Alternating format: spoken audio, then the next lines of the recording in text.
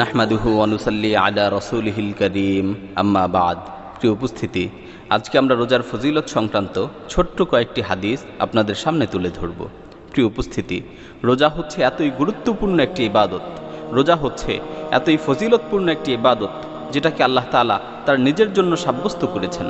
বুখারী মুসলিমের হাদিসে বর্ণিত হয়েছে, রাসূল সাল্লাল্লাহু আলাইহি ওয়াসাল্লাম বলেন, কুল্লু আমালি ইবনি আদম লাহ আল হাসানাতু বিআশরি আমসালিহা ইলা 700 দি'ফিন ইয়াকুলুল্লাহু আযজা ওয়া জাল্লা ইল্লা সিয়াম ফাইন্নাহু লি ওয়া আনা আজজি বিহি তারাকা শাহওয়াতাহু ওয়া তাআমাহু ওয়া শারাবাহু মিন আজলি লিস-সাইমি ফারহাতান ফারহাতুন 'ইনদা ফিত্রিহি ওয়া ফারহাতুন 'ইনদা লিকাই রাব্বিহি ওয়া লা খুলুফু ফামিস সাইমি আতয়াবু 'ইনদাল্লাহি মির রিহিল মিস্ক। আদম সন্তানের প্রত্যেকটি আমল তার নিজের জন্য এবং এর সওয়াব 10 গুণ থেকে 700 গুণ পর্যন্ত বাড়িয়ে দেওয়া হয়ে থাকে। আল্লাহ তাআলা বলেন, তবে রোজা হচ্ছে এর থেকে ব্যতিক্রম। নিশ্চয়ই রোজা হচ্ছে শুধুমাত্র আমার জন্য এবং এর প্রতিদান স্বয়ং আমি নিজেই দিব, কেননা সে শুধুমাত্র আমাকে সন্তুষ্ট করার জন্য খাবার দাবার, পানাহার ও সহবাস থেকে বিরত থেকেছে। রোজাদার ব্যক্তির জন্য দুটি আনন্দের মুহূর্ত রয়েছে, একটি হচ্ছে ইফতারের সময়, আরেকটি হচ্ছে তার রবের সাথে সাক্ষাতের সময়।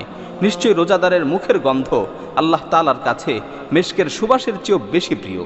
বুখারী মুসলিমের অপর এক হাদিসে বর্ণিত হয়েছে, রাসূল সাল্লাল্লাহু আলাইহি ওয়াসাল্লাম বলেন, মান সামা রমাদানা ঈমানান ওয়া ইহতিসাবান গুফিরা লাহু মা তাকদ্দামা মিন যামবিহি। যে ব্যক্তি ঈমানের সাথে সওয়াবের আশায় রমজানে রোজা রাখবে, আল্লাহ তাআলা তার অতীতের সকল গুনাহকে ক্ষমা করে দিবেন।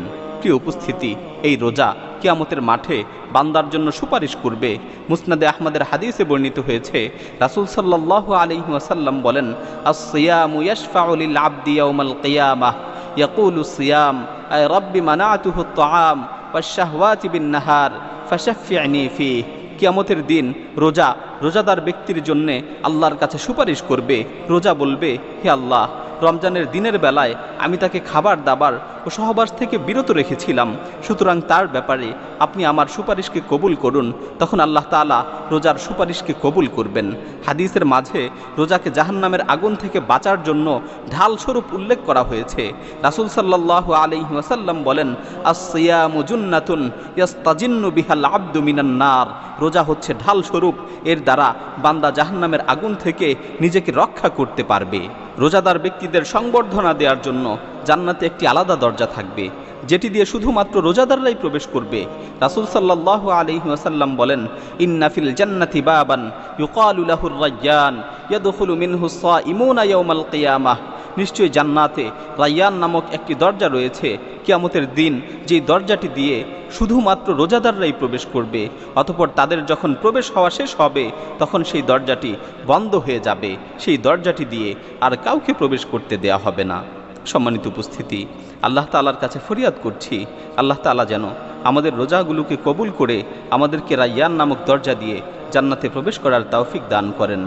আমিন। ওয়া আখির দাওয়ানা আনিল হামদুলিল্লাহি রাব্বিল আলামিন।